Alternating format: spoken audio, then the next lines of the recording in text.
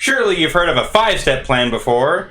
You've probably also heard of a 12-step plan to deal with alcoholism or other drug-related treatments. But have you ever heard of a 39-step plan? No? Well, neither have I, because that sounds absolutely dreadful. Who'd want to take that many steps just to try and deal with just about anything? So don't take the 39-step plan, take this shortcut. But wait, how does that pertain to this game? You'll find out shortly.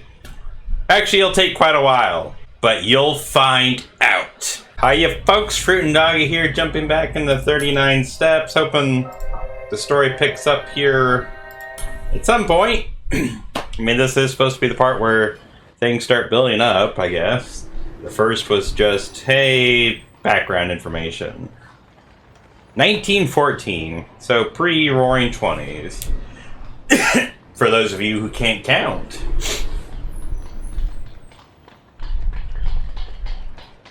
I guess the visitor's coming by horse. Excuse me. Oh, I'm returning from my night of enjoying entertainment. Hey, can I speak to you? May I come in for a minute? I recognized him as the occupant of a flat on the top floor, with whom I had passed the time of day on the stairs. Much time passing was done on those stairs.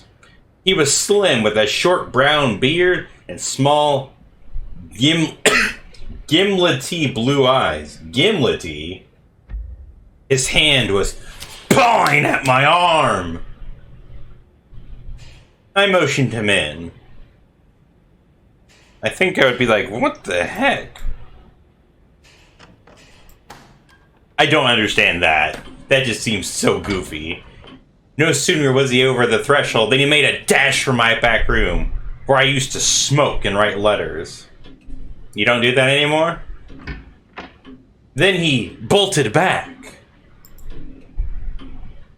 Is the door locked? Guess he wants to make sure nobody's there?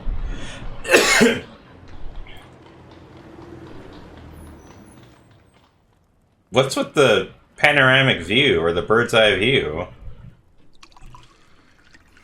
Okay, I could use a little of that. He filled himself a stiff whiskey and soda and drank it off in 3 gulps. Hey, you gonna pour me one too? Come on! I sat down in an armchair and lit my pipe. I was pretty certain that I had to deal with a bad man, so I was gonna sit down and smoke. You know, that's what you always dealing with the madman. It's a mighty liberty, but you look like the kind of man who would understand. I've had you in my mind all the week when things got troublesome. Troublesome. Say, will you do me a good turn? I'll listen to you. That's all I'll promise. You got a free drink! I'm a bit rattled tonight. You see, I happen at this moment to be dead. What does it feel like? Unpleasant. I'm not mad. Yet. Say, sir, I've been watching you, and I reckon you're a cool customer. So you're gonna get mad? You're an honest man and not afraid of playing a bold hand. I'm gonna confide in you. I need help worse than any man ever needed it. I want to know if I can count you in. Well, you're already dead, so a bit late for that. No. Get on with your yarn and I'll tell you.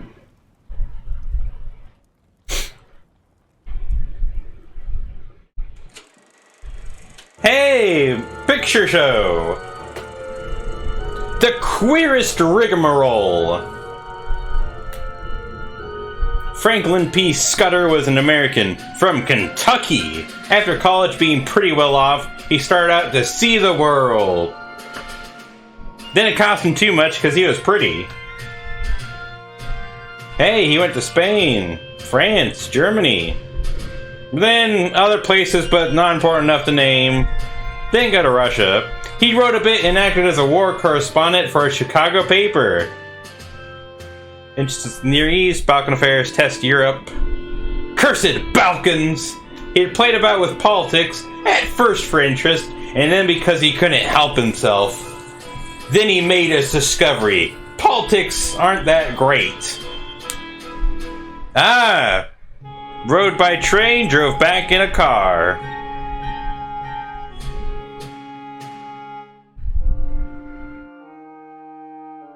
So who is this again? Just some man? Right, Governor? Gonna carefully sneak on in to the premises? Whoa, he just disappeared into the tree. That's a pretty good trick. High knees, high knees. Away behind all the governments and the armies, there was a big subterranean movement going on.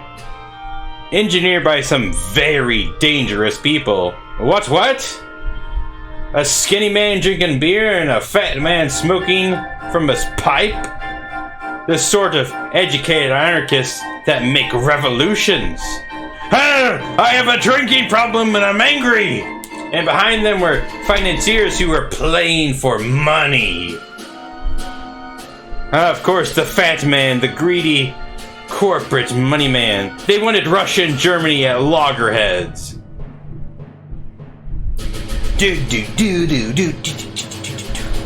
Everything would be in the melting pot. The anarchists looked to see a new world emerge, while the capitalists would make fortunes by buying up wreckage.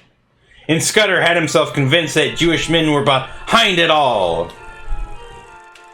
Boy, that doesn't sound familiar at all. On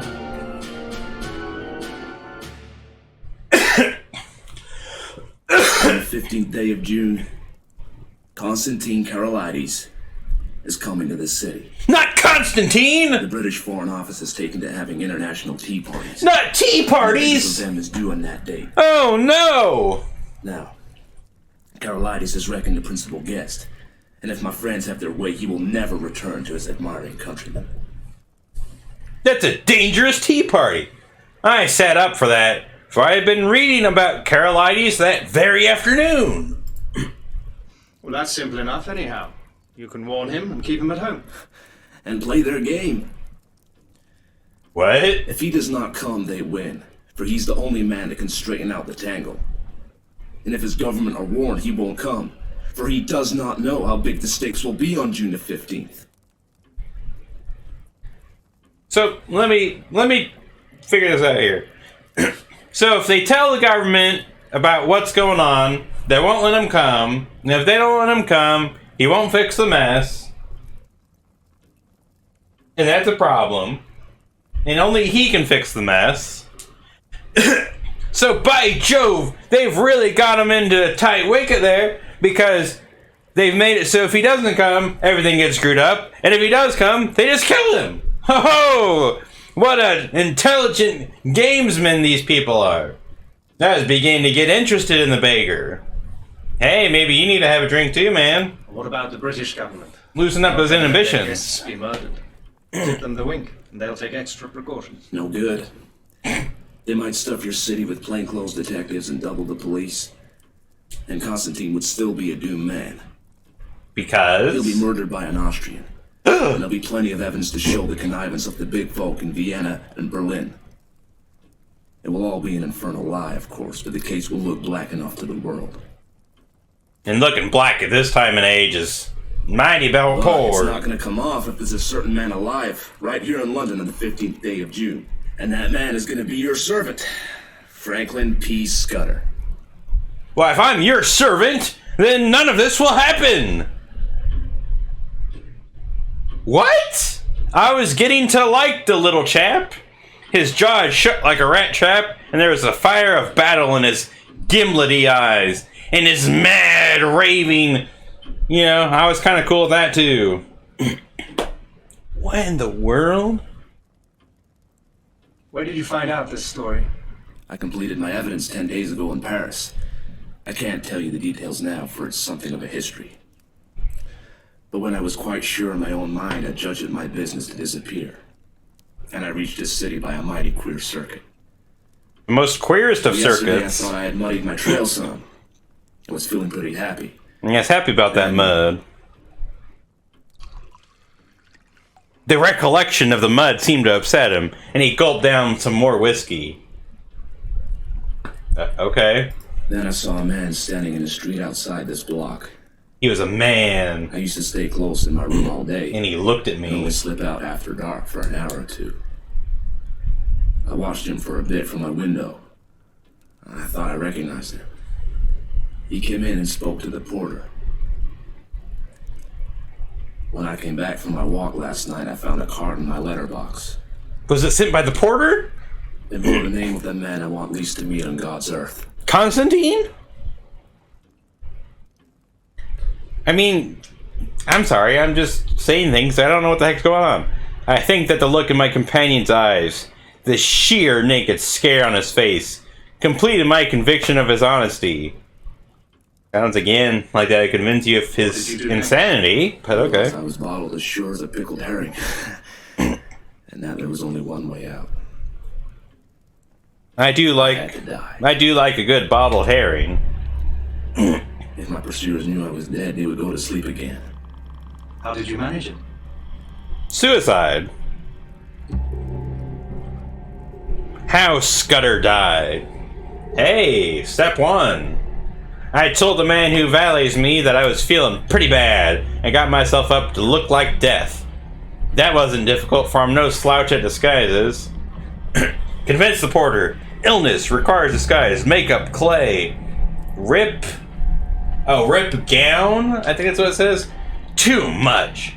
I have run out of clay! Oh no. Then I got a corpse. You can always get a body in London if you know where to go for it. Probably the cemetery. I fetched it back in a trunk on the top of a four-wheeler, and I had to be assisted upstairs to my room. I'm sorry, who helped you move the body? Where to find a corpse? In a graveyard, cemetery, transport? Stairs? So helpful. Cabby equals carriage. That says carriage. That does not say carriage. Step 3. I had to pile up evidence for the inquest, so I went to bed and got my man to mix me a sleeping draught, and then I told him to clear out. He wanted to fetch me a doctor, but I swore, and I said I couldn't abide leeches. I know that's referring to the medical practice, but that makes me want to mock doctors. There'll be an inquest! I need to supply evidence. Feigned death? A sleeping draught? Who to administer? Myself? When I was left alone, I started to fake up that corpse. He was my size, and I judged he has perished from too much alcohol, so I put some spirits about the place. Not that anybody has known me for drinking too much. Whoa! Hey, thanks for the whiskey. Woo! Jaw was the weak point of the likeness, so I blew it away with a revolver. I dare say there will be somebody to swear having heard a shot, but there are no neighbors on my floor, and I guessed I could risk it.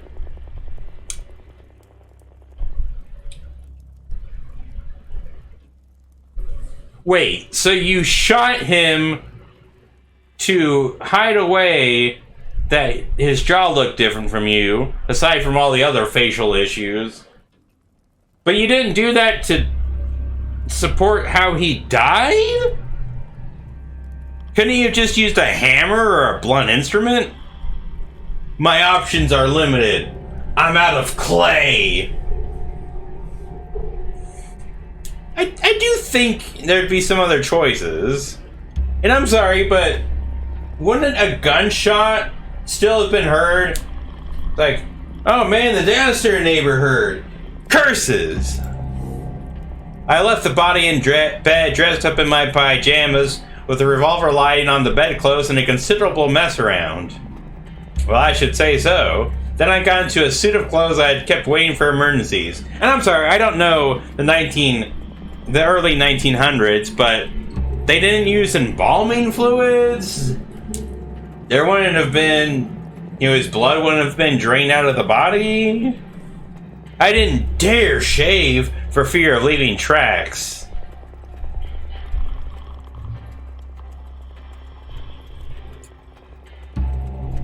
I didn't dare shave. What? What is shit? Why is shaving the one thing that would leave tracks? Flying over my head on that one. By gum, if I had shaved, I would have thrown off the entire plot! I had had you in my mind all day, and there seemed nothing to do but to make an appeal to you. And that's what I'm doing now. Until I saw you come home, and then slid down the stair to meet you. You didn't really need to explain that part of things to me, but okay. He sat blinking like an owl, fluttering with nerves, and desperately determined. His owl-like eyes really endeared me to his honesty. Yes, sir. I guess you know about as much as me of this business. Other than how in the world you got involved in this whole mess. Hey, gotta pour myself some whiskey too, huh? Man, this is like... never mind. I was now pretty well convinced that he was going straight with me. Yeah, I'm glad we're finally going straight here. It was the wildest sort of narrative, but I'd heard in my time many steep tales, which had turned out to be true. So his must be true too. And if he wanted to get a location in my flat, and then cut my throat, he would have pitched a milder yarn. I mean, hey, crazy is more convincing sometimes, right? Hand me your key, and I'll take a look at the corpse. Excuse my caution, but I'm bound to verify a bit if I can. I reckon you'd ask for that. But I haven't got it. You haven't got the It's on my corpse? chain on the dressing table. I had to leave it behind, for I couldn't leave any clues to breed suspicions. The gentry who are after me are pretty bright-eyed citizens. They're real bright eyes. You'll have to take me on trust for the night, and tomorrow you'll get proof of the corpse business right enough. I thought for an instant or two, maybe even 3. Right. I'll trust you for the night. I'll lock you into this room and keep the key. Just one word, Mr. Scudder. I believe you're straight. But if so be you are not, I should warn you that I'm a handy man with a gun. I haven't the privilege of your name, sir, but let me tell you that you're a true gentleman. Now, I'll thank you to lend me a razor. I know that the language of that era was so widely different. Being straight with somebody just meant shooting straight, being honest, and being a little bit queer meant being a little bit strange or odd with no homosexual tensions, but the combination of all the phrasing just makes me laugh. It's like, now if you turn out not to be straight and you get into any funny business trying to get in the bedroom, well, I'll have to shoot you. I took him into my bedroom and turned him loose. Again, too funny. In half an hour's time, a figure came out that I scarcely recognized. My gosh, you shaved a day's worth of beard. Holy halibut. My hat, Mr. Scudder. Your hat? A new man. Similarities? Only his gimlety, hungry eyes were the same. Why are they hungry now? What? They were fearful. He was the very model, even to the brown complexion, of some British officer who had had a long spell in India. He was shaved clean. His hair was parted in the middle, and he had cut his eyebrows. Nothing like some dapper eyebrows to really make a man look refined. Not Mr. Scudder. Captain Theophilus Digby of the 40th Gurkhas. Presently home on leave. I'll thank you to remember that, sir. He likes his Gurkhas. I made him up a bed in the smoking room and sought my own couch. More cheerful than I had been for the past month. Strange how having a man over is enough to make me happy. Things did happen occasionally, even in this god-forgotten metropolis. Yeah, I mean, shoot, they only have all this entertainment going on and whatnot. Now I'm getting even deeper into this mess. By gum, by George! And I guess that's the end of that chapter, so that's the long and short of the story right now. And I guess I'll continue on, but for now, I'll leave it off there, and I'll see you around later, folks. And as always, fruit and doggy.